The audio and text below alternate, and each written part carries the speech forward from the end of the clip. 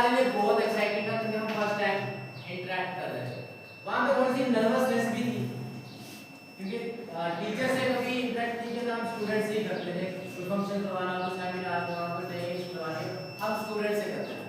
फिर first time जब teacher से मौका मिला हमें इंटरेक्ट करने का, तो उस वक्त हम आज भी हम ब्लेस्ड फील करते हैं, उस वक्त भी ब्लेस्ड फील करते थे, लेकिन उस वक्त कुछ अलग से रियलिटी था। आज फिर जब ये सफर चलता गया, आज हम यहाँ पर मतलब हमारा ये बेसिक्स में लास्ट बनी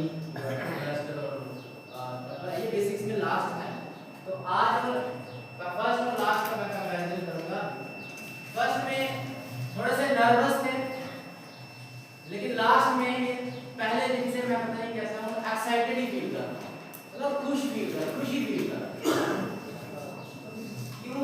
क्योंकि कहीं ना कहीं हमारा ये मानना था कि क्या हम अपने समाज में अपनी तरफ से क्या ऐड कर सकते हैं। ये एक छोटा सा हमारा है ना आप कह सकते हैं इंस्टिंक्ट होता है, इसीलिए हम स्टूडेंट्स से इंटरेक्शन करते रहते हैं। लेकिन हमें आपके टीचर्स के साथ भी मौका मिल गया, तो इसके लिए तो मैं काफी अपने आप को ब्लेस करता हूँ, थैंक्स करता हूँ गॉड का कि हमने हम सबको आपके बीच में आने का मौका दिया। अब ये जो आज का दिन है, वो टॉपिक्स को डिस्कस कर रही है हमने, ये हम बिल्कुल भी नहीं छोड़ सकते। आज का जो दिन है, ये जो टॉपिक्स है ना, ये बहुत इंपॉर्टेंट है, मतलब in the sense of education. हमने 2 दिन में जो पीछे पढ़ा वो क्या सीखा हमने, किसके बारे में सीखा? अब रिपीट करते हैं आप ऐसा, आर्टिफिशियल इंटेलिजेंस, चैटबॉट, स्क्रैच, फिर मशीन लर्निंग, उसके बाद हमने क्रिप्टोग्राफी, गूगल.com, टीचेबल मशीन मैंने लिखवाया था, मशीन लर्निंग फॉर किड्स, उस पे हमने एक एआई मॉडल तैयार किया था। देन उसके बाद हमने चैटबॉट जो है बनाया, ठीक है, आप सभी ने बनाया था। जिन्होंने बनाया था उनकी तरफ, उनके लिए मेरी तरफ से क्लास, और जिन्होंने नहीं बनाया था लेकिन कोशिश बहुत कर रहे थे उनके लिए डबल क्लास, और जिन्होंने कोशिश कर रहे थे लेकिन कहीं ना कहीं थोड़े से उन्होंने सोचा कि हमारे से कौन सा जा रहा है, कभी होता है ना, थोड़ा नहीं समझ आ रहा है, उनके लिए और ज़्यादा क्लास, क्योंकि यहाँ पर आने के बाद मुझे लगता है कहीं ना कहीं कुछ तो आपको एक आर्टिफिशियल इंटेलिजेंस के वर्ड के बारे में पता चला। कोई है अभी तक किसी डाउट में क्या सर मुझे आर्टिफिशियल वर्ड के बारे में नहीं पता चला आप में से? मतलब हमने एटलीस्ट नाम तो पता कर लिए, चलिए पता करते हैं, हमारे लिए काफी है। क्यों? क्योंकि ये जो ट्रेनिंग है ये जस्ट अवेयरनेस है। हम यहाँ पे किसी को प्रोग्रामर नहीं बनाने आए हैं, ना किसी को डेवलपर बनाने आए हैं। इस ट्रेनिंग का मकसद ये अवेयर होना जो न्यू टेक्नोलॉजीज आ गई हैं, और अवेयर आप जो है, आप जो टेक्नोलॉजी है, ये सब टेक्नोलॉजी हमने पढ़ी ना, एआई वगैरह देख लिया हमने किस तरह चैटबॉट बन रहे हैं। अब एजुकेशन सिस्टम में कल शायद मैंने आपको ये चीज नहीं बताई थी, मिस हो गई थी, मैंने आपको कल बताया कि हम जो हमारे साइबर फ्रॉड जो है उसके बारे में डिस्कस करेंगे ना, ऐसा बताया था। लेकिन जो मेन इंपॉर्टेंट चीज है वो है एलएमएस। ये आप ध्यान से देख लें, इसको आप रिटर्न में भी कर लें। अच्छा, किसी को इसकी फुल फॉर्म पता है? लर्निंग मैनेजमेंट सिस्टम, सबको पता है? पक्का? ओके, इसको आप याद कर ले ज़बानी। Empowering education with complete solution। ये मैनेजमेंट सिस्टम हमारे एजुकेशन सिस्टम में बहुत जल्द जो है इम्प्लीमेंट होने वाला है, हमारे स्कूलों में बहुत जल्द इम्प्लीमेंट होने वाला है। और ये वाला एजुकेशन सिस्टम जो हम कहते हैं ना कि डिजिटलाइजेशन की तरफ हमारा जो मतलब हिंदुस्तान आप कह सकते हो या वर्ल्ड कह सकते हो जा रहा है, तो अब जो एजुकेशन भी डिजिटलाइजेशन की तरफ जा रही है, और वहां पर एक कंसेप्ट आ गया है एलएमएस, सबसे ज्यादा इंपॉर्टेंट है। क्यों? क्योंकि आप सभी टीचर्स आने वाले टाइम पे कोई 5 साल के बाद, कोई 10 साल के बाद प्रमोट होने वाले हैं। होने वाले हो? होने वाले हो? उम्मीद तो है, नहीं? उम्मीद है, अब नहीं हो आप प्रमोट हो के आप एचओआई बनने वाले हो, हेड ऑफ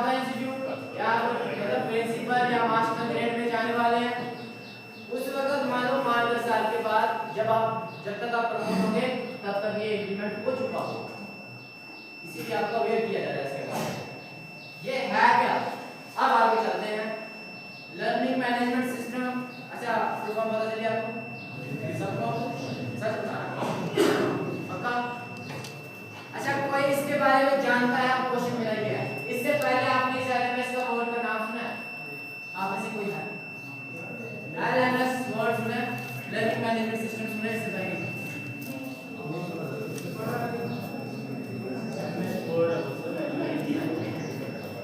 सुना किसी ने?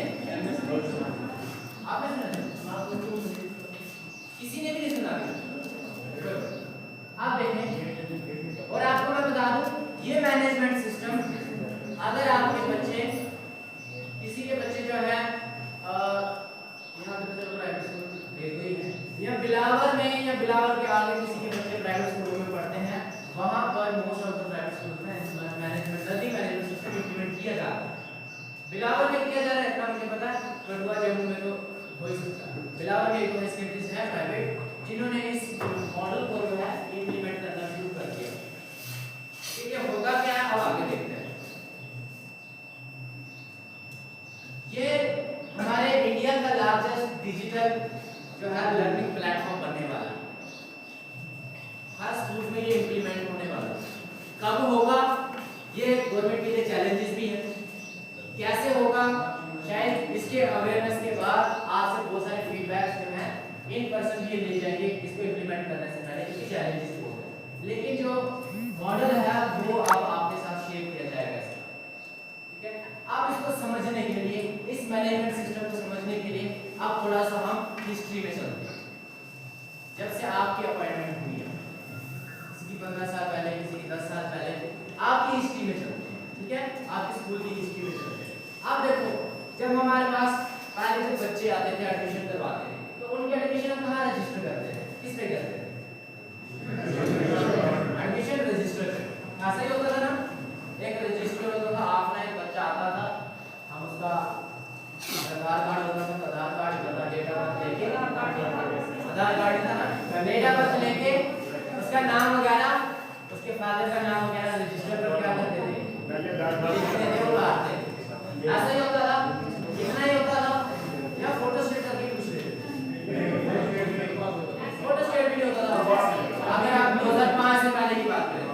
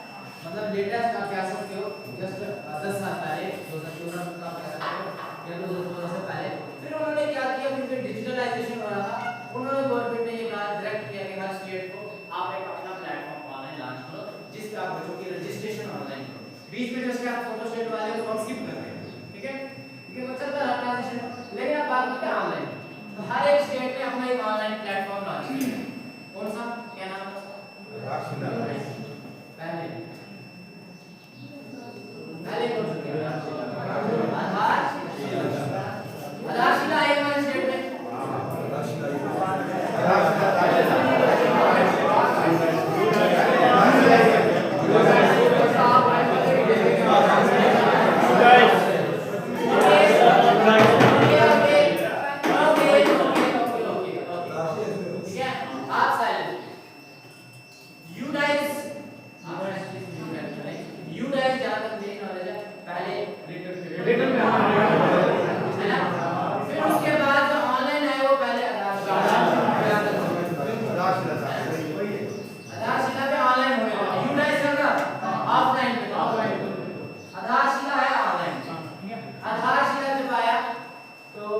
उसके बाद हुआ क्या, आधारशिला जब आया जब फिर उसके बाद बच्चे की एडमिशन कैसे होने लगी, ऑफलाइन के साथ साथ की बात है वो तो थी आज भी है, उसके साथ साथ नाम रजिस्टर करना आधारशिला करना, और आधारशिला में बच्चे की क्या डिटेल ऐड होती थी, नेम, फादर नेम, किस स्कूल से आया है ना,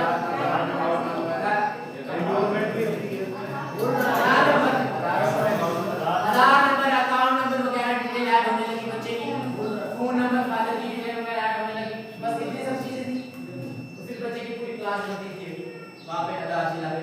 फिर जब बच्चा 1 साल के बाद पास होता फिर पूरी क्लास प्रमोट करते थे है ना। तो ऐसे वो सिस्टम ऑनलाइन जो है डेटा मैनेज होने लगा।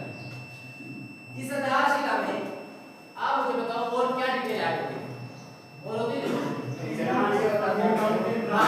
स्टूडेंट को छोड़ के, स्टूडेंट को छोड़ के टीचर की डिटेल ऐड करते थे उसमें, टीचर की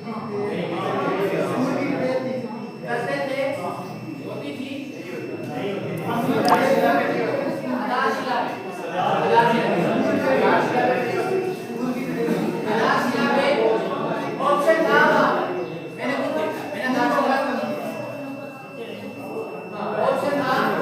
ऑप्शन था लेकिन ज्यादातर बच्चे नहीं करते। ओके लास्ट में प्लीज लिसन, हम यहाँ पे ज्यादा टाइम वेस्ट नहीं करेंगे इस टॉपिक पर, ठीक है, मतलब जो समझते हैं ये छोटा सा टॉपिक है। उसके बाद क्या हुआ, जब आधारशिला हुआ ये सिस्टम चला फिर आफ्टर कोरोना 2021 और 22 में फिर उन्होंने क्या सोचा गवर्नमेंट ने, क्या अब हम क्या करेंगे, प्लेटफॉर्म दूसरा लॉन्च करेंगे। क्यों, आधारशिला क्या पूरे इंडिया में चलती थी, नहीं आधारशिला पूरे इंडिया में चलती थी, नहीं चलती थी, सिर्फ J&K में चलती थी, है ना। क्यों, क्योंकि पहले जो डायरेक्शन थी हर स्टेट को बोला गया था आप अपना अपना ऑनलाइन प्लेटफॉर्म बना लो, लेकिन उसमें गवर्नमेंट ने देखा यार थोड़ा बन तो गए हैं ऑनलाइन लेकिन मैनेज नहीं हो, है ना, एक जगह पे इकट्ठे नहीं हो रहा है, मतलब वन नेशन वन प्लेटफॉर्म के उस तर्ज में उन्होंने अब क्या किया, उन्होंने सोचा चलो एक ऐसा प्लेटफॉर्म लॉन्च करते हैं जहां पे पूरे इंडिया का डेटा जो है एक साथ इकट्ठा हो जाए। फिर उन्होंने जो यूडाइस हमारा ऑफलाइन हो रहा था उन्होंने एक प्लेटफॉर्म लॉन्च कर दिया ऑनलाइन, यूडाइस प्लस, है ना। अब जब यूडाइस प्लस आया 2021-22 में 21-22 में जब आया, अब मुझे बताओ आपने किसने किया, ठीक है सभी स्कूलों ने किया। अब मुझे बताओ आपने किया था या आपको करना पड़ा था, करना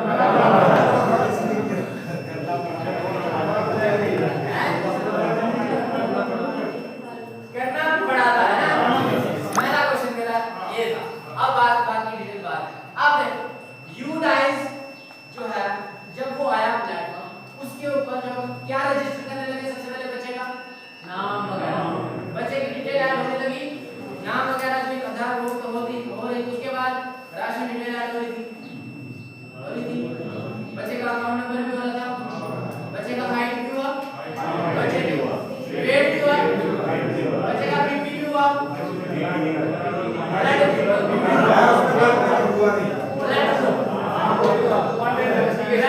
हुआ, पता जो स्टूडेंट अब रहा क्या था बच्चे का जो नहीं होना था, कुछ भी नहीं, शायद फिंगरप्रिंट अभी रह गया है कि उन्होंने जब आधार की उसकी वो वेरिफिकेशन की ना यूडाइस के साथ बच्चे की फिंगरप्रिंट्स भी ऐड हो चुकी है, क्योंकि आधार वेरीफाइड लिंक हुआ था उसका, ऑथेंटिकेशन उसकी हो गई है, तभी आप अंगूठे नहीं लगवाए थे, अगर नहीं लगाते ना उन्होंने अंगूठे भी लगवा के उन्होंने वहां पे सीधा UID जो है आधार वाली वेबसाइट है नंबर डाल के वेरीफाई करके ऑथेंटिकेट कर दिया।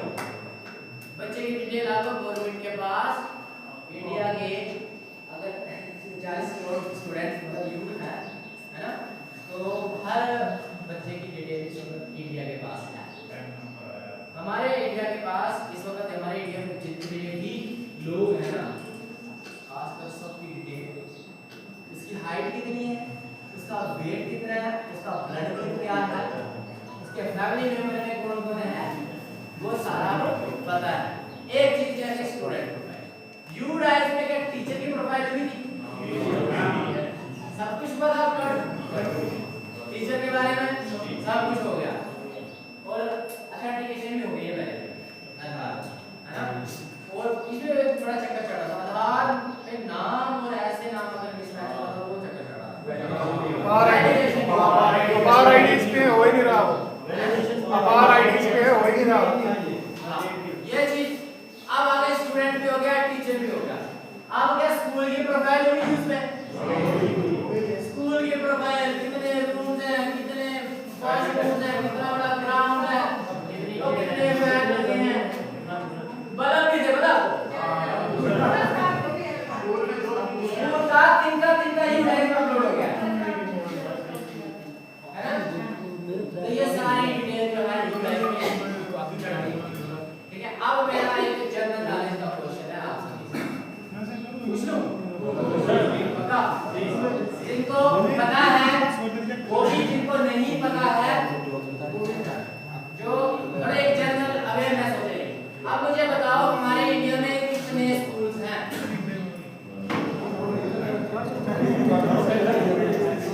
Okay okay okay okay. अरे किसको पता है हमारे इंडिया में कितने स्कूल्स हैं? नहीं पता है, एक्सेप्ट नहीं पता है। चलो ठीक है, आप पता करते हैं। हम सब ने, आप सबने कहा था ना हमने यूडाइस बोली है, चलाइए बोलो जरा यूडाइस, देखता हूँ कितना पता था, क्या क्या देखना है यूडाइस। ओके रेड, आप ना बोले, आप ना बोले रेड। आप आज तो हम प्रैक्टिकली कुछ नहीं करेंगे, मैं आपको स्क्रीन पे दिखा दूंगा वरना आपके लिए काम पूरा बढ़ जाएगा। आप ना करें, मैं आपको बता दूं यूडाइस। ये देखिए, जब भी आप यूडाइस बोलते हो आपने इतना काम किया है, फ्रंट पेज देखा था इसका यूडाइस, देखा था फ्रंट पेज में क्या लिखा होता है?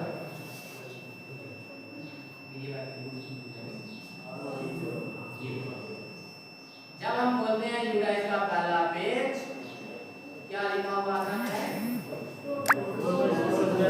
अच्छा, इससे पहले किसी ने देखा था इसको? नहीं देखा था। तो हमारे इंडिया में कितने गवर्नमेंट स्कूल्स हैं? टोटल स्कूल कितने हैं? 14.72 lakhs। और गवर्नमेंट स्कूल उनमें से कितने हैं? 10.18 lakhs। और टोटल स्टूडेंट्स जो इस वक्त आनरोल रजिस्टर्ड है कितने हैं? 24.80 करोड़। और हाँ 25 करोड़ आप कह सकते हो, ठीक है, इतने बच्चे रजिस्टर्ड स्कूलों में। और टोटल टीचर्स 98.08 lakhs, मतलब 98 लाख टीचर्स हैं हमारे इंडिया में, गवर्नमेंट टीचर्स। हाँ, तो ये एक छोटा सा जनरल नॉलेज था। और ये जो है ये लाइव है, ये लाइव है। अगर कल कोई स्कूल ओपन होता है तो यहाँ पर ये ऐड हो जाता है, ये लाइव चलता है। और किसी ने ये चीज देखी थी कभी जब आप यूडाइस करते 2021-22 में, ये आप ग्रेड हो गया हर दिन, क्योंकि स्कूल रजिस्टर होते जा रहे हैं। ओके, आप इसको छोड़ते हैं पीछे, इस नॉलेज को छोड़ते हैं पीछे। आप मुझे बताओ इस यूडाइस में क्या लर्निंग हो रही थी, पढ़ाई हो रही थी इसमें? बच्चों की पढ़ाई हो रही थी इसमें? आधारशिला में हो रही थी, यूडाइस में भी नहीं हो रही थी, मतलब पढ़ाई कहीं नहीं होती। वो क्या सिर्फ। और इसका यूडाइस का गवर्नमेंट को बहुत फायदा हुआ। क्या फायदा हुआ? देखो, एक छोटी सी वेबसाइट में इंडिया का डाटा एक साथ उसको मिल गया, वरना हमको अलग अलग वेबसाइट कंपाइल करनी पड़ती। अब क्या हुआ? एक साथ मिल गया। दूसरा फायदा क्या हुआ? दूसरा फायदा ये हुआ कि जो प्राइवेट स्कूल की मॉनिटरिंग थी ना, वो कहीं ना कहीं एक ह्यूज कंसर्न था। क्यों? क्योंकि हम देखते हैं कि प्राइवेट स्कूल्स में कहते हैं कि जो टीचर्स हैं वो 12वीं पास लगा दिए जाते हैं, 10वीं पास लगा दिए जाते हैं, ऐसा होता है ना, कंसर्न होते थे। लेकिन जब यूडाइस आया तो प्राइवेट स्कूल्स की टीचरों को भी ऐड किया गया, तो साथ में क्वालिफिकेशन भी ऐड होगी। आपको ट्रांसफर का सिस्टम है, टीचर्स का यूडाइस से भी ट्रांसफर होते हैं। अगर प्राइवेट में भी है तो उनको यूडाइस से भी ट्रांसफर करना पड़ेगा अगर वो दूसरे स्कूल में जाते हैं, है ना। उससे प्राइवेट स्कूल के जो टीचर्स थे उनकी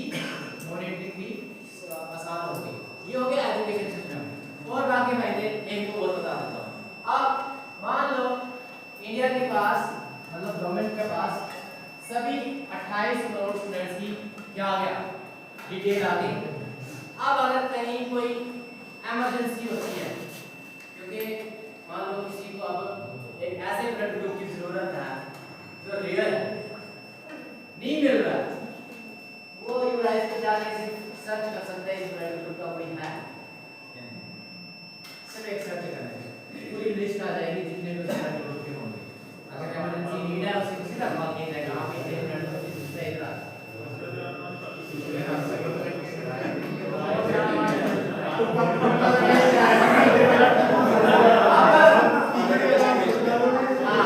आप देखें जब यू डाइस पे, हाँ ये जो बात कही ना आपने, जब यू डाइस पे काम शुरू हुआ मैं भी उसमें हाई सेकेंडरी में, तो मुझे भी करना पड़ा, नया नया था, मैं एक्चुअली हाई सेकेंडरी में अकेला था कंप्यूटर वाला, तो वहाँ पे बच्चे थे कितने 750 बच्चा, मैं अकेला। अब मुझे तो मेरे बिल्कुल कंसेप्ट नया था, जैसे आप समझ लीजिए था, मेरे लिए भी न्यू था। अब कंप्यूटर आने का मतलब ये थोड़ा था कि हमें पहले से पता होता है। जब कंसेप्ट आया उन्होंने एक्सेल शीट दी पहले, है ना, ऐसे पे बड़ा एक्सेल शीट है, वो भरा चला, फिर बाद में पता चला उन्होंने एक्सेल शीट ही चेंज कर दी। दूसरी बार उन्होंने चेंज करके एक्सेल शीट दी। आपके पास शायद पहले दूसरी पंची होती, मेरे पास पहले भी आई थी, उसमें भी चढ़ाया, फिर उन्होंने कहा नहीं उसको, फिर जो दूसरी लाई उन्होंने वो वेरिफिकेशन वाली लाई, वो ली लाई, फिर उस पे भी चढ़ाया थोड़ा, मैं अकेला चढ़ाया उस पे भी बड़ी मुश्किल से, आधार नंबर 00991012 पढ़े किए चढ़ा गया। क्योंकि कुछ नए बच्चे थे उनके आधार कार्ड नहीं बने हुए जाके, वो करने पड़े। एक्सेल शीट तो बना ली मैंने, जहां तक था एक्सेल शीट में बेसिक डिटेल थी, अपलोड भी कर ली मैंने ऐसे कैसे करके जैसे करके। फिर हुआ क्या, जो अभी यू डाइस प्लेटफॉर्म पे जाके 1 बाय 1 बच्चे को रजिस्टर करना, एक बच्चे को कितना टाइम लगता है, 8-9 मिनट 10 मिनट, क्योंकि इंसान है लगातार तो नहीं दे सकता ना, 10 मिनट तो लगते थे, 10,000 पे 750। मैं परेशान हो गया, मेरे गले कैलकुलेशन में मेरे डिस्कशन हो गया क्या करके ये काम है मैं कर लूंगा कोई बात नहीं है, पर लेकिन होगा 3-4 महीने में। और पीछे से जेडीए से वहां पे हमारा ऑफिस में अश्विनी नाम से वो मुझे डेली फोन करे शाम को डाटा कंप्लीट ऐसे करते थे ना, वो बड़ा तंग करते थे। फिर उनको बोला तुमने क्या करेंगे ना बेटा, जो काम करते सभी स्टाफ को बुलाओ, सभी स्टाफ को बुलाया, 10-12 स्टाफ था, सभी स्टाफ को बुलाया, प्रोजेक्टर लगाया, आधा घंटा मैंने उनको समझाया, और 15-15 मिनट फिर मैंने 1 बाय 1 को पर्सनली बताया कि फोन पे कैसे करना है, क्योंकि मुझे पता था अगर मैं नहीं बताऊंगा पॉसिबल नहीं था ना, इतना तो जाने मुझे जो टाइम लग रहा है वो तो लग रहा है। फिर उनको ये चीज बताई, फिर काम को डाइवर्सिफाई किया, फिर जाके थोड़ा सा काम अच्छे तरीके से हुआ।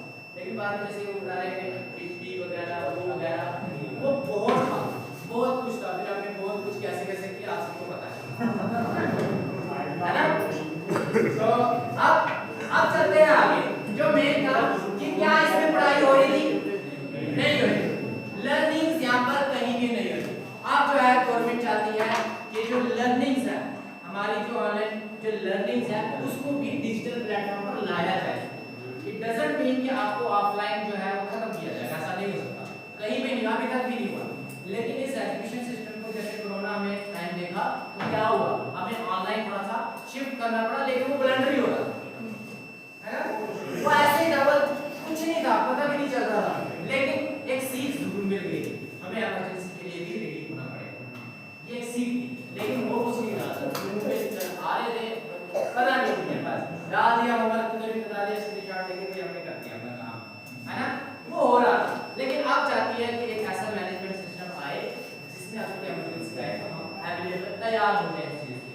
तो प्राइवेट स्कूल्स में ये चीज इंप्लीमेंट कर दी गई है, और जैसे मोस्ट ऑफ द गाइस उन्होंने एलएमएस जो है लास्ट में इंप्लीमेंट कर दिया था, अशोका कंपनी का जो एमडी गाइड आते हैं ना, उन्होंने अपना लर्निंग मैनेजमेंट सिस्टम बनाया है। अब इसमें क्या क्या होता है वो देखते हैं, ठीक है। ये मैनेजमेंट सिस्टम क्या है, अब जो पढ़ाई है वो सारी ऑनलाइन है, ऑफलाइन भी है, ठीक है, लेकिन साथ में ऑनलाइन पढ़ाई शुरू हो जाएगी।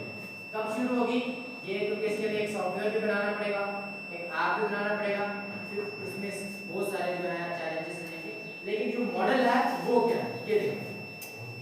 आप देखो, ये है LMS user role. Learning management system में किस तरह जो है पढ़ाई होगी, ठीक है। अब होगा क्या इसमें एक जो है आईडीज बनेगी, एक ही बनेगी, आईडी सिस्टम बनेगा। जैसे हमारा सुपर एडमिन एक आईडी होगा, जैसे हमारा हेड ऑफ द इंस्टीट्यूट होता है, कौन होता है, प्रिंसिपल।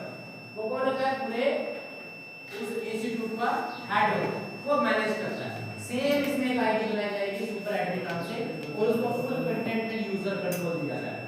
यानी प्रिंसिपल जो होगा उसके पास एक स्कूल का ऑनलाइन भी सारा कंट्रोल उसके पास होगा।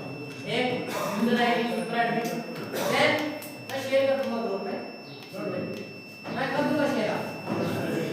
उसके बाद स्कूल आईडी भी बनेगी, management ID.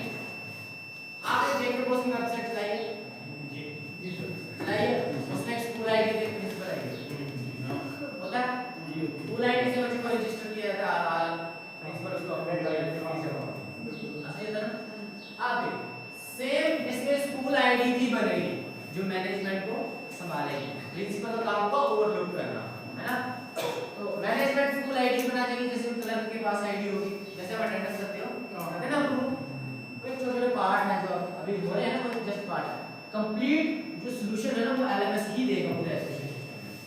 Okay, school ID बन गई, उसके बाद सेम टीचर आईडी बनी जाएगी, और उसके बाद स्टूडेंट आईडी भी बनेगी। वन बाय वन इसको डिस्कस करेंगे। अब जो मैंने देखा था एलएमएस सिस्टम प्राइवेट स्कूल के लेवल में, जैसे ये चार हो गए ना, super admin, school, teacher, student, वहां पर एक और था इसके आगे, वो था पेरेंट आईडी। यहाँ पे पेरेंट्स को भी अपने बच्चे की डिटेल्स, उसकी प्रोग्रेस रिपोर्ट्स, वो कितने टेस्ट दे रहा है, कितने ऑनलाइन हो रहे हैं, वो पेरेंट्स को भी पहुंच जाती है। अगर आपके बच्चे जो प्राइवेट स्कूल में पढ़ रहे होंगे, कहीं ना कहीं आपका भी उन्होंने रजिस्टर किया होगा है। ओके, अब आगे चलते हैं। सुपर एडमिन का क्या रोल होगा, यानी प्रिंसिपल का उस ऑनलाइन में क्या रोल होगा, क्योंकि आप ही आने वाले टाइम में जाके प्रिंसिपल बनने वाले हो, तो इसका रोल आप पहले से पता कर पढ़ लो। आज मिल जाएगी सर, आपको मिल जाएगी। देखो, सेम जो प्रिंसिपल का काम होता है, अब बस उसने ऑनलाइन को मैनेज करना, ऑनलाइन लॉगिन करेगा, यूजर ऑनबोर्डिंग होगी, कोर्सेज मैनेज करेगा, कौन से स्कूल में कोर्सेज चला रहे हैं, वोकेशनल कौन से हैं, एकेडमिक कौन से हैं, कौन से कोर्सेज लाने, वो सारा सुपर एडमिन जो है वो मैनेज कर सकता है। उसके बाद बच्चों को अवेल करेगा कोर्सेज जो बच्चों को देने हैं, इस क्लास में कौन सा कोर्सेज करवाना है, 9th वालों को ये कोर्स देना है या 10th वालों को देना है या 8th वालों को देना है, वो सारे कोर्सेज अलॉट होंगे। और फ्यूज मैनेजमेंट भी होगा, तो मैनेज आपको कोई कंपटीशन करवाना है ऑनलाइन या पेपर्स ऑनलाइन कंडक्ट करवाने हैं, तो सारे मैनेजमेंट जो है ये सुपर एडमिन करेगा। उसके बाद असाइनमेंट जो है सारा कंट्रोल जो है एडेड प्रिंसिपल के पास जाएगा, जो अगर रिजल्ट बनाते हैं तो गाइड प्रिंसिपल से भी करवाते हैं, है ना। तो प्रोजेक्ट फार्मर जो है अपलोड एंड इवैल्यूएट जो है प्रिंसिपल आईडी से होता है। व्यू स्टूडेंट रिपोर्ट कार्ड, सभी स्टूडेंट के रिपोर्ट कार्ड को अपने एलएमएस पे व्यू कर सकता है। ये एक जल्दी में प्रिंसिपल आईडी यानी सुपर एडमिन आईडी। अब चलते हैं आगे school administration ID. School ID में क्या होगा, जो का तो अगर कंप्यूटर बैकग्राउंड से हम उसमें हमें क्लर्क में प्रमोट करते हैं, वैसे भी आप शायद आपको क्लरिकल काम तो वैसे भी करवाया जाता है बगैर प्रमोशन के। तो होगा क्या, वो क्या करेगा, वो भी सेम काम करेगा, जैसे टीचर और स्टूडेंट की ऑनबोर्डिंग करेगा, रजिस्ट्रेशन करेगा ऑनलाइन, है ना। तो स्कूल आईडी से ही होगा जैसे होता है जेके को, तो वो ऑनबोर्डिंग होगी टीचर स्टूडेंट की, फिर यूजर अप्रूवल उसको अप्रूव वही मिलके कर लेते हैं आप। एक ही बंदे को आईडी प्रिंसिपल आईडी भी दे दी जाती है, अपनी लेकर यहां से इसको लॉगिन करके इसको अप्रूव करो, वैसे ही होता है। तो एसेट्स की होगी, फिर जब यूजर अप्रूवल हो जाएगा टीचर और स्टूडेंट लॉगिन कर सकते हैं आराम से। यूजर मैनेजमेंट जो भी होगी, रिजल्ट स्टूडेंट का रिजल्ट तैयार करना स्कूल आईडी से तैयार होगा। देन कोर्सेज जो है टीचर को देना, मतलब एडमिनिस्ट्रेशन का काम होगा कि टीचर को जैसे आपको क्लास दी जाती है, मुझे साइंस पढ़ानी है, आपको प्रिंसिपल से आपको साइंस सब्जेक्ट पढ़ाना है इस क्लास में, ऐसे अलॉट किए जाते हैं सब्जेक्ट्स, है ना। कौन से सेम ऑनलाइन इसको अलॉट कर दिए जाएंगे आपको, तो टीचर को स्टूडेंट को असाइन कर, टीचर को जो कोर्स असाइन कर देंगे। ये एक जैसे स्टूडेंट का रिजल्ट तैयार होगा एडमिनिस्ट्रेशन से पूरे स्कूल में, और देन ये जर्नी रहेगी इसकी स्कूल एडमिनिस्ट्रेशन। उसके बाद इस तरह से डैशबोर्ड है वो ओपन हो जाएगा कि किस तरह स्कूल में कितने बच्चे हैं,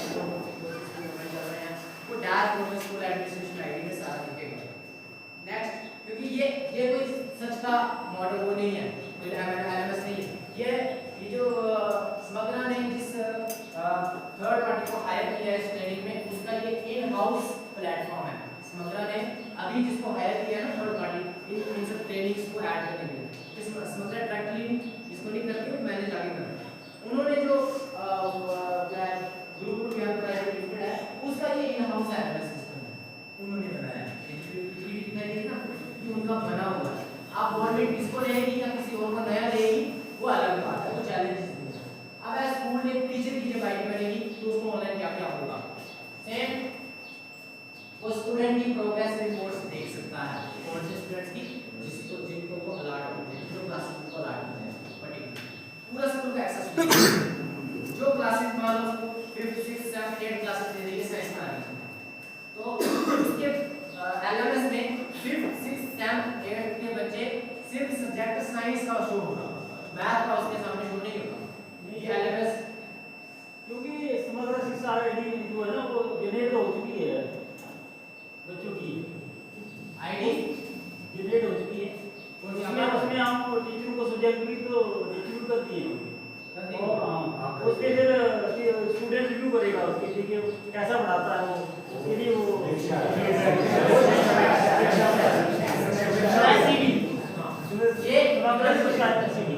ये एक मॉडल में बता रहा हूँ, क्या पता हो जैसे समीक्षा उसी को एलएमएस तैयार करते हैं, उसमें वही नाम रख ले, नाम कुछ भी रखा जा सकता है इसका। ये एक मैं मॉडल बता रहा हूँ, इस तरह से काम होगा। अगर ऑलरेडी कुछ पार्ट पे इसका हो रहा है जैसे बता रहे हैं कि रिव्यू टीचर स्टूडेंट डालेगा, it means that is the part of LMS, है ना, वो एक एलएमएस का पार्ट है। किस तरह वो लॉन्च करेंगे, अभी छोटी-छोटी चीजें जैसे बात करें, जैसे रिव्यू लॉन्च कर रहे हैं टीचर के लिए स्टूडेंट की तरफ से, तो वो एक पार्ट है, राइट, वो पार्ट रहेगा। अब देखो टीचर की जैसे मैं पहले बता रहा था, वो उसके स्टूडेंट जिनको वो पढ़ा रहा है, जिस सब्जेक्ट को पढ़ा रहा है उसका रिकॉर्ड जो है डैशबोर्ड स्टूडेंट देख सकता है और स्टूडेंट जो है टीचर जो है उस क्लास को मतलब ऐड टाइप का कोर्स प्रोवाइड करेगा और बाकी टीचर का क्या काम होगा, give training to student. Teacher का काम क्या है, पढ़ाना, ठीक है, ऐड टाइप टीचर का काम क्या होगा, पढ़ाना। यहाँ पर एक छोटा सा मतलब क्वेश्चन भी रेज हुआ था, जवाब में भी लर्नर में भी और हर जगह होता है, यहाँ पर एक यही पर सारा खेल होने वाला है, जो ऑनलाइन है ना यही पर सारा खेल होने वाला है। क्या खेल होने वाला है, आप सभी टीचर्स आपको अब ऑनलाइन पढ़ाना पड़ेगा, ऑनलाइन आपको मोबाइल के आगे कैमरे के आगे पढ़ाना पड़ेगा। और यहाँ पे एक मतलब कह सकते हो हिडन फैक्ट मैं कह सकता हूँ, अब एक टीचर जो फिजिक्स पढ़ा रहा है ना, हर हाई सेकेंडरी में एक फिजिक्स के 2-2 लेक्चरर होते हैं ना। अब एक टीचर अगर वो कैमरे के आगे आ गया, हर स्कूल में स्मार्ट क्लास लगी हुई है, वो जम्मू से पूरे स्कूलों को पढ़ा, क्या लगता है हो सकता है पॉसिबल? अगर ऐसा होगा तो जो फिजिक्स के लेक्चरर लग रहे थे 2-2 एक घंटे के कैसे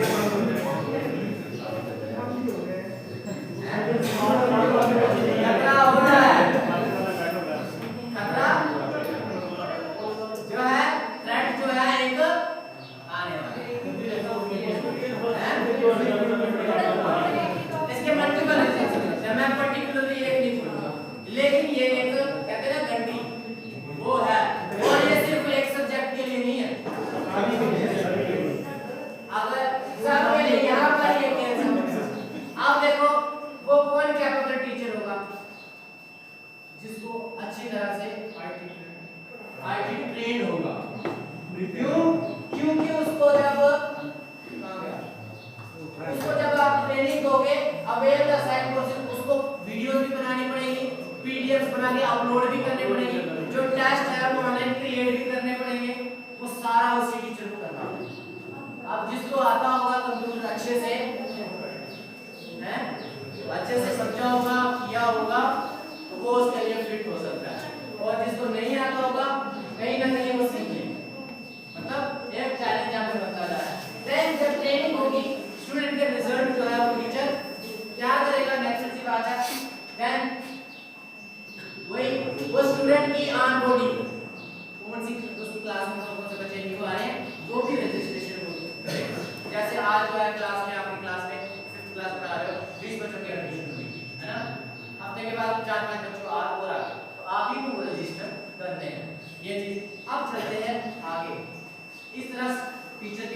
जो है डेटा प्रोवाइड हो जाएगा। अब बात स्टूडेंट की जर्नी। स्टूडेंट क्या करेगा जब एलएमएस सिस्टम को उसकी आईडी बनेगी, लॉगिन करेगा, वो क्या देखेगा उसमें? उसकी प्रोग्रेस रिपोर्ट जो वो कर रहा है, जो कोर्सेज वो ऑनलाइन कर रहा है, जो असाइनमेंट उसने दी हुई है, कितने कितने नंबर आ रहे हैं, क्या अटेंडेंस उसकी चल रही है, वो सारा अपना प्रोग्रेस रिपोर्ट्स एंड स्टैटिस्टिक्स वो अपनी लॉगिन आईडी पे देखेगा। Then avail the courses and PDF, जो कोर्सेज वो कर रहा है उसकी पीडीएफ, उसके नोट्स वगैरह उसकी आईडी पे शो हो रहे होंगे जो टीचर ने चढ़ाए होंगे, और वीडियोस भी जो टीचर ने बना के दिए होंगे। और इसके लिए कितने टीचर चाहिए होंगे? एक जोन में मुझे लगता है एक टीचर काफी है। गेट की अगर साइंस बनानी है बड़ा है, चलो दो रख ले, बारी बारी से दो टीचर शिफ्ट करने ज्यादा और तीन ही रख ले। ओके, उसके बाद एक क्विज, मतलब जो बच्चे को एक कंपटीशन जो तैयार किया जाएगा, जो आप टीचर्स क्वेश्चन पेपर तैयार करोगे वो उसको अटेंड करेगा। प्रोजेक्ट कॉर्नर जो है जो आप दोगे वो बनाएगा, फिर देन उसको अपलोड करेगा, असाइनमेंट अपनी सबमिट करेगा, ऐसा ही होगा। देन उसके बाद उसका रिजल्ट भी उसको उसकी आईडी पे शो होगा, सर्टिफिकेट भी उसको उसकी आईडी पे शो होगा, वहां से वो डाउनलोड भी कर सकता है। ये रहे हमारी स्टूडेंट की जर्नी। आप देखें इस तरह से डैशबोर्ड है, वो देख सकता है। अब बात आती है इंडस्ट्रियल 4.0 कोर्सेज। ये कोर्सेज है भाई जो इंप्लीमेंट होने वाली है आर्टिफिशियल इंटेलिजेंस वोकेशनल में। अब उसको आप कंपल्सरी बना दें वो बात की बात है, लेकिन वोकेशनल में ही सब्जेक्ट आने वाला है। Artificial AI, machine learning, app development, Atal tinkering labs, वो तो आई है ना, लगी क्या। उसके बाद cloud computing, data science, AR VR और साइबर सिक्योरिटी, ये सारे कोर्सेज हैं। हमने तो 2 दिन में ही सारे पढ़ लिए है ना, हमने तो 2 दिन में पढ़ लिए, लेकिन ये साल के कोर्सेज हैं, 6 महीने के, हमें जस्ट अवेयर हो गए। अब देखते हैं हम एआर वीआर और साइबर सिक्योरिटी हमारा, देखिए ये हमारा बचा हुआ था। आप चले आगे, आप चलते हैं सीधा इसकी तरफ। अच्छा, एलएमएस सिस्टम हो गया, क्लियर हो गया, इसको अपने दिल में बैठा ले और तैयारी करना शुरू कर, ठीक है।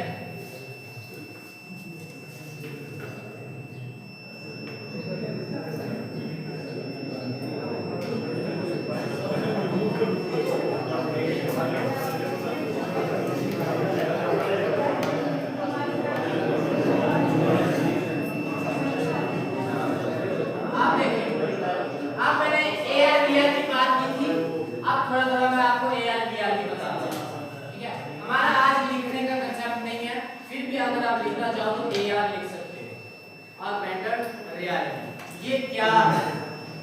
Augmented reality. अब हम बात कंप्यूटर की करें, ये क्या है? एक्चुअल में तो ये एक सब्जेक्ट है एआर किया, ठीक है, लेकिन हम थोड़ा सा इसको डेफिनेशन समझेंगे, बाकी हम इसको आगे ऐसे ही एक एग्जांपल से समझ लेंगे। मान लो अच्छा किसी को एआर के बारे में पता है, आपने किसी ने नाम सुना ऑगमेंटेड रियलिटी का? आप में से लोग किसी ने नहीं सुना? अगर मैं बहुत सारे यूज करता हूं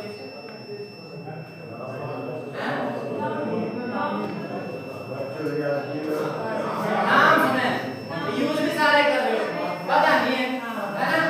ओके, आप पता करते हैं।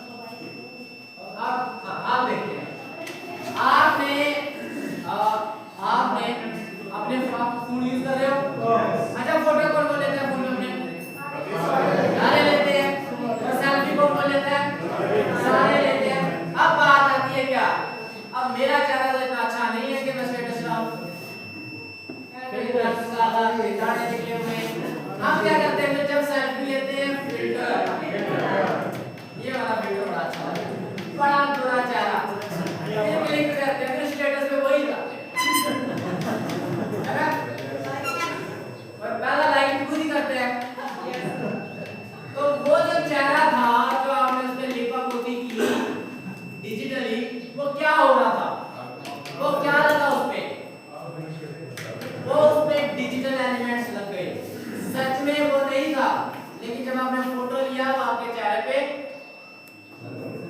मेकअप लग गया, रियलिटी में वो नहीं था, उसको कहते हैं augmented reality. It is a technology that adds digital elements to the real world.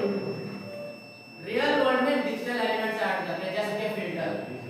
उसके बाद स्नैपचैट अगर ओपन किया होगा तो भीड़ लग जाती है, काजल भी लग जाता है, कांटे भी आ जाते हैं, और कोई आता है तो मुझे फ्रेंच कार्ड में मुझ भी आ जाती है, है ना। और कभी कभी वो एक बंदे भी इधर आ जाता है, वो उल्टा फोन पे दिखाई देता है, सच में नहीं होता, उधर दिखाई देता है, होता है ऐसा। तो वो जो डिजिटल एलिमेंट्स ऐड हो रहे हैं रियल में नहीं है, लेकिन रियल वर्ल्ड में वो हमें फोन पे दिखाई दे रहे हैं, उस टेक्नोलॉजी को ही ऑगमेंटेड रियलिटी है। समझ आ गया? काफी है इतना, आगे चलें।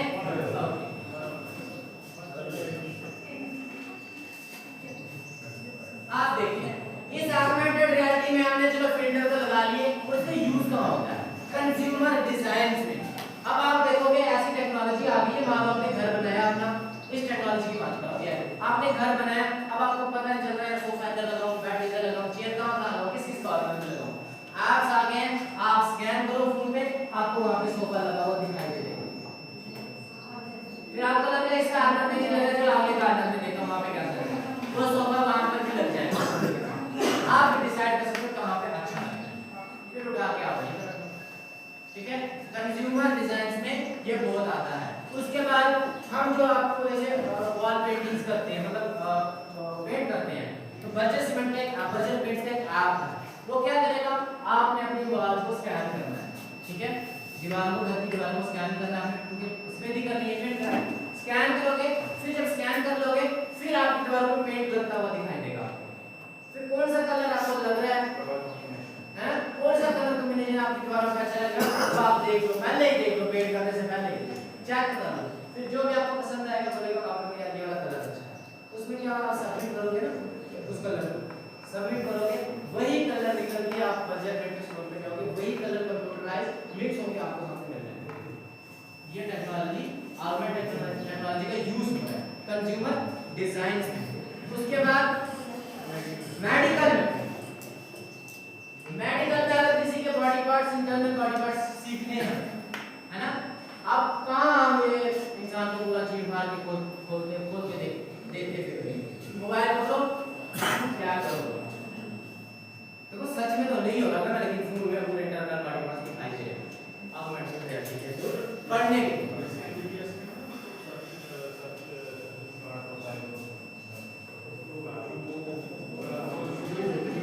इसकी तो अब हमें जरूरत नहीं पड़ेगी, मेडिकल फील्ड में पढ़ने के लिए, सीखने के लिए ऑगमेंटेड रियलिटी का यूज हो रहा है।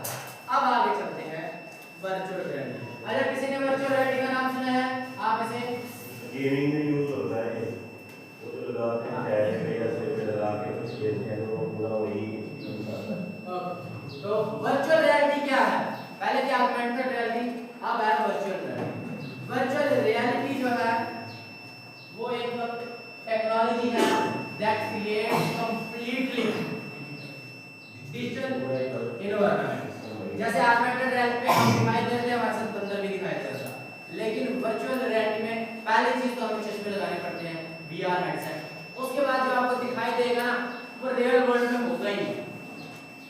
आपको चश्मा लगाया, आप शायद अंटार्कटिका पहुंचा होगा और सच में लगेगा आप अंटार्कटिका में घूम रहे हो। आपने देखा होगा मूवीज वगैरह में ऐसा होता है, तो आपको हेडसेट लगाया जाएगा, वीआर हेडसेट बोलते हैं, फिर आप वर्चुअल रियलिटी में चले जाओगे, फिर आपको कुछ पता नहीं चलेगा आप कहां हो, रियल वर्ल्ड से कोई लेना देना। फिर आप अमेरिका चले जाओ, जो शायद सोच रहे हो कि सपना है, कोई बात नहीं, लगा लो, घुमाओ अमेरिका, जो ताजमहल नहीं गए हैं लगा लो, ताजमहल में घुमा के आ जाओ। ठीक है, ये है virtual reality that creates a complete digital and immersive world. अब इसका यूज कहां हो रहा है? गेम जोन में, जैसे सर ने गेम जोन में इसका यूज बहुत ज्यादा हो रहा है। और उसके बाद मूवीज में आपने देखा होगा, थिएटर्स में अगर सुना होगा, अगर आप गए हो, आपको 3D क्लासेस वगैरह दिखा दिए जाते हैं, जैसे अवतार मूवीज है, आपको लगाओगे, आपको सच में लगेगा हम मूवी के बीच में ही है, कोई हाथी आ रहा था, आपको लगेगा सच में मेरे पीछे ही आ गया, ऐसे वर्ल्ड में आपको बिल्कुल मूवीज में ही उसके बाद है मेडिकल में। अब देखो इसका कमाल मेडिकल कैसे? अब मान लो यहाँ पे एग्जांपल है हार्ट की। अब मान लो कोई एमबीबीएस की तैयारी करना शुरू कर दिया, ठीक है? अब वो हार्ट स्पेशलिस्ट बनना है। हार्ट स्पेशलिस्ट बनने के लिए हमें हार्ट तो चाहिए, सीखने के लिए, स्टडी करने के लिए हार्ट तो चाहिए ना। ऐसे उपड़ा रहेंगे हार्ट होता है इसलिए हार्ट होता है, जब तक उसको खोल के बाहर निकाल के थोड़ा काटे मार के देखेगा नहीं तब तक क्या पता चलेगा। अब ये चीज करने के लिए हम कितनों के हार्ट बाहर निकालें? दिल चीज कौन सा? इतने तो पेशेंट भी नहीं होंगे, है ना? लेकिन अब टेक्नोलॉजी ऐसे आ गई, आपको हेडसेट लगाए जाएंगे, आपको कुछ ग्लोव जो है वो दिए जाएंगे सेंसर वाले, और जैसे आप लगाओगे आपको इस टेबल पे हार्ट दिखाई देगा, आप उसको अपने हाथ से उठा सकते हैं हार्ट। बाकी तो देखने में कोई सोचने में पागल ही हो गया, लेकिन आप उस हार्ट को हाथ में भी उठा सकते हैं, उसको कट भी लगा सकते हैं, उसको ओपन भी कर सकते हैं। तो ओपन सर्जरी आप ऐसे बिना बंदे के ही सीख सकते हैं। ये टेक्नोलॉजी मेडिकल में आज भी है। अब आप कुछ भी मेडिकल में कुछ स्टडीज करते हैं और साथ में इस वर्चुअल रियलिटी का जो यूज है मिलिट्री ट्रेनिंग में भी हो रहा है। फाइटर जेट्स बढ़ाने के लिए रूम में बिठा दिया जाता है, पूरा गाड़ियां सिखाने के लिए, पूरा इससे क्या है खत्म हो गया। अगर फाइटर जेट सीखना है उड़ाने के लिए, अगर ऐसे किसी को बिठा देते चल सिखाता हूं, इधर गाड़ियां घूम देती हैं, अगर फाइटर जेट ट्रेनिंग कर रही है वो तो अलग बात है कि वो होता है, लेकिन एक जस्ट एक मतलब 30 एग्जांपल बता रहा हूं मैं।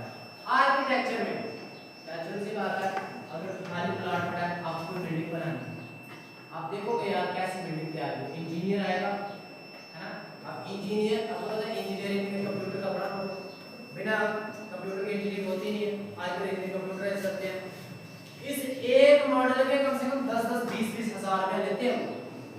इसलिए बस आपको बताने के लिए कि यहाँ पर बिल्डिंग कौन सी बनाई जा सकती है, किस तरह की दिखाई जाएगी, सिर्फ दिखाने के लिए। बनाएगा तो मिस्त्री और इंजीनियर को अलग लगेगा, सिर्फ दिखाने के लिए आपको 15-20 हजार का खर्चना पड़ेगा। अगर आपको देखना है कि हमें घर कैसा बनेगा, और वो बनाएगा ऑनलाइन बनाएगा, कंप्यूटर में ऐप से बनाएगा, फिर बोलेगा आओ सर ऐसे खड़ा कर देगा, देखो वहां पे ऐसी बिल्डिंग का कुछ बनेगी। ये है वर्चुअल रियलिटी में आर्किटेक्चर में भी काम होता है। देन उसके बाद ऑटोमोबाइल्स का फील्ड। अब जो ऑटोमोबाइल्स में इंडस्ट्री में काम कर रहे हैं लोग, इंजीनियर्स वगैरह जैसे मेडिकल में सीखते हैं, इस तरह इंडस्ट्रीज में ऑटोमोबाइल इंडस्ट्री में अगर कार्स के बारे में स्टडी करना है, हर कार को तोड़ के ना इंजन उसको खोल के मिलेंगे, उसको वर्चुअल रियलिटी के थ्रू मॉडल जो है कार के दिखाई दिए जाएंगे। ओके, अब है in short AR VR uses है, जैसे snap filters, movies, medical meaning automobiles है, कंस्ट्रक्शन वर्क में होता है। अब कंसेप्ट आता है क्लाउड कंप्यूटिंग का। ये टॉपिक्स मैं जल्दी कवर कर रहा हूं क्योंकि ये जस्ट एक छोटे से कंसेप्ट है, इसके ऊपर पूरा पूरा सब्जेक्ट है। क्लाउड कंप्यूटिंग का नाम सुना है किसी ने आपने से सुना है? अच्छा, यस्टरडे जो मैंने बताया था क्लाउड कंप्यूटिंग। ओके, लेकिन यूज सारे कर रहे हो, आप सभी कर रहे हो? पूछिए सर, और कोई है?